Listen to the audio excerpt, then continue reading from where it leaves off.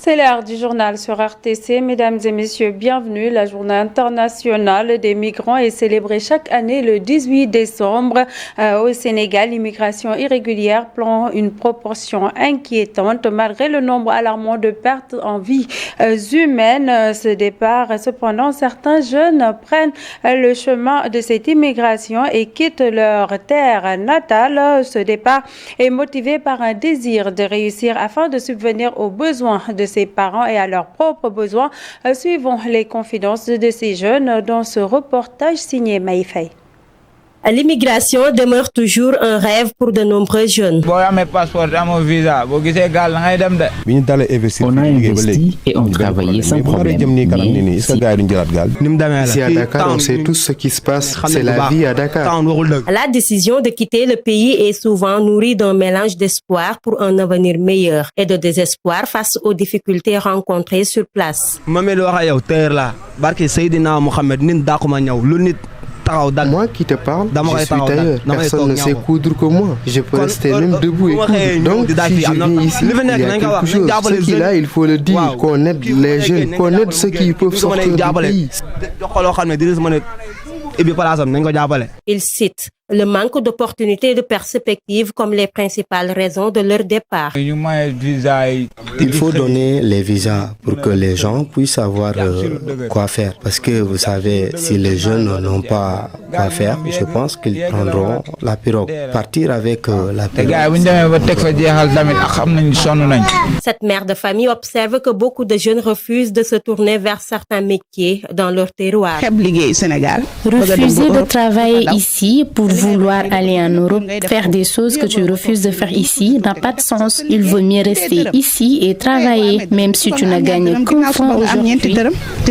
Certes, certains peuvent être tentés de partir pour chercher de meilleures conditions de vie et travailler à l'étranger. Mais il est aussi impératif de comprendre que le Sénégal a besoin de sa jeunesse pour se développer. Les autres pays n'ont rien à te donner. Si tu vas là-bas, tu devras attendre avant de trouver du travail. En restant ici, tu peux construire quelque chose. Si tu sous-estimes ce que tu as et que tu veux aller en Europe. Toujours dans le même siège, dans le département de Vélingara, ils sont très nombreux à avoir tenté d'émigrer de manière irrégulière. Malheureusement, beaucoup sont rapatriés ou rentrés de leur propre gré après un périple. C'est le cas du jeune Ousmane Mbalo qui vient de rentrer au Bercail après 2 ans de souffrance dans certains ou dans plusieurs pays d'Afrique, notamment ceux du Maghreb. Mariama Bah est allée à sa rencontre dans son quartier Sinthian Wambabi.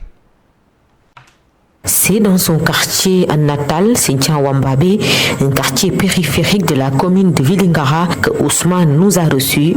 Un migrant de retour, ce jeune garçon de 24 ans a trop souffert d'un voyage qu'il n'est pas prêt à oublier de sitôt. Entre prison, faim et maladie, les souvenirs sont encore vivaces chez lui. Maroc, j'ai traversé entre Maroc et Algérie, Massoupier. J'arrive en Algérie. J'ai fait en Algérie 2 mois. Les policiers m'ont attrapé dans la maison même. Je me ramenais à la prison. 2 mois, on est en prison, Algérie. Toute la journée, c'est une seule fois, le repas seulement. Si tu manges aujourd'hui, à 14h, c'est demain encore à 14h. Son rêve d'aider sa famille est devenu un véritable cauchemar. Cette dernière a presque déboursé près de 3 millions de francs CFA. J'ai perdu 2 millions en CFA, comme asthme. Problème de ventre aussi. Je restais là-bas, je pars à l'hôpital, je me donne 2 comprimés. Je retourne au désert. Jusqu'à 20h. Je pars à Niger. Je prends là-bas un téléphone de quelqu'un. J'ai appelé mes frères là. Je m'envoie 500 000 francs. Et je reviens au Sénégal. Rêve brisé, Ousmane décide ainsi de rentrer au Bercail, mais difficilement. parfois par des marchepieds entre Burkina, Mali. Presque ces marchepieds dans la brousse. Si je pars encore, ils ont dit qu'il y a des rébellions devant. On dort là-bas, parfois on passe là-bas la journée. L'air fatigué, traumatisé, toutefois, il est plein de vie et souhaite une réinsertion le plus rapidement possible pour venir en aide à sa famille, mais également pour pouvoir subvenir à ses besoins. Ousmane était un taximan avant de prendre la route en 2022.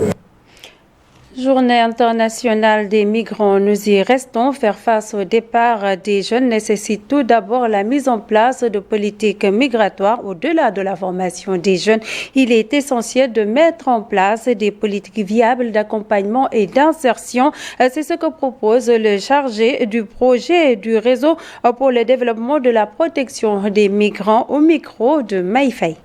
Il y a déjà les amis qui sont à l'étranger, ça c'est la première des choses. L'autre chose, c'est les parents. Et à leur niveau aussi, dans leur pays, ils n'ont pas trouvé ce qu'ils veulent réellement, c'est-à-dire le travail qu'il faut adéquat, qui pourrait leur donner la chance de pouvoir entretenir les parents, entretenir leur propre personne, la famille, subvenir à leurs besoins, se soigner comme ils veulent, aller à l'école pour les enfants, etc. Et carrément jouir de leurs droits. Ce qui manque réellement dans ce pays, qu'on le dise aussi. Et on espère qu'avec l'état actuel, ce nouveau gouvernement, qu'on aura la chance de pouvoir parfaire cela et que les jeunes pourront rester. Mais jusqu'à présent, ce qu'on peut dire, à l'état actuel, les jeunes iront et ce ne sera pas facile de les retenir. Hein. Il est temps de les accompagner. On demandera comment les accompagner. Financièrement, ce ne sera pas facile parce que nous ne sommes pas déjà à l'état. Même l'état ne pourra pas tous les accompagner. Mais il faudrait que ceux qui veulent se déplacer, qu'ils puissent le faire en toute sérénité, en toute régularité, qu'ils respectent les droits des autres pays. Si on les accompagne dans les formalités, qu'ils puissent le faire de manière à respecter tout ce qu'on leur demande, je pense que ça va diminuer un peu beaucoup plus cette tentative de migration qu'on appelle migration clandestine ou migration irrégulière. Dans l'actualité également, dans le cadre de l'autonomisation des femmes, le collectif des chefs de village de la zone ouest d'Ongoye dans le département de Bombay a organisé une formation en saponification et en javelisation pour les femmes du village de Bari et Kourti. Compte rendu signé Pape Kairé. Pendant 2 jours, des femmes des villages de Kourti et Bari, dans l'arrondissement de Ngoï, département de Bambey, ont bénéficié d'une formation en fabrication de savon et d'eau de javel. Une formation entièrement financée par le mouvement social Ligue Sagor, basé à Touba, qui vise à renforcer les compétences économiques des femmes. Dans tous les États du monde, ces 2 couches, c'est-à-dire les jeunes et les femmes, font marcher ces pays, mais sont les plus vulnérables. C'est pourquoi on doit encadrer les jeunes pour qu'ils soient un exemple, afin qu'à l'avenir, ils se forment et forment d'autres. Les femmes aussi doivent avoir plus d'indépendance et de liberté pour t'apporter du bien. Ces connaissances et techniques peuvent permettre à ces femmes d'avoir des activités génératrices de revenus afin de réduire l'exode des femmes rurales en milieu urbain. Tu laisses un petit enfant sans protection pour aller à Dakar, mieux vaut donc rester chez toi. Si tu as quelqu'un qui peut t'épauler, tu peux rester travailler chez toi, se prendre en charge, mais également prendre en charge ta famille, soulager ton mari, parce que s'il doit te donner 10 et que tu détiens les 2, il s'en réjouit. Cette formation est une initiative du collectif des chefs de village zone ouest de la commune d'Ongoy. Le fait qu'elles partent ailleurs pour chercher du savon, de l'eau de javel, c'est la raison pour laquelle nous avons pris l'initiative de les former pour qu'elles puissent fabriquer elles-mêmes des savons pour le linge, mais leur permettre aussi d'avoir d'autres produits détergents. Le collectif ne compte pas s'arrêter là. Il envisage de construire des locaux à ces femmes pour leur permettre de travailler dans de bonnes conditions. Pape Kairé, aujourd'hui, l'association Debo et Mouniel, regroupant plus de 200 veuves, s'activant dans le domaine de l'entrepreneuriat et du développement à travers le département de Bignona. Ces dames ont profité d'une journée de prière pour appeler les autorités à un soutien consistant afin de développer leurs activités entrepreneuriales, suivant la secrétaire générale de cette association au micro de Jakaria Djedjou. Notre rencontre aujourd'hui, c'est-à-dire chaque année, on organise un récital de Coran chaque mois de décembre, le 12 décembre. Mais cette année, on a vu que le 12, ça a tombé à un jeudi. On a vu nécessaire de pousser la date jusqu'au 15, c'était aujourd'hui. Oui. On fait un récital de Coran pour prier pour nos défunts maris. On a commencé d'abord à faire du savon, eau de javel, savon, madar en liquide. On tend nos mains envers les autorités, la mairie, l'action sociale, le préfet et les autres.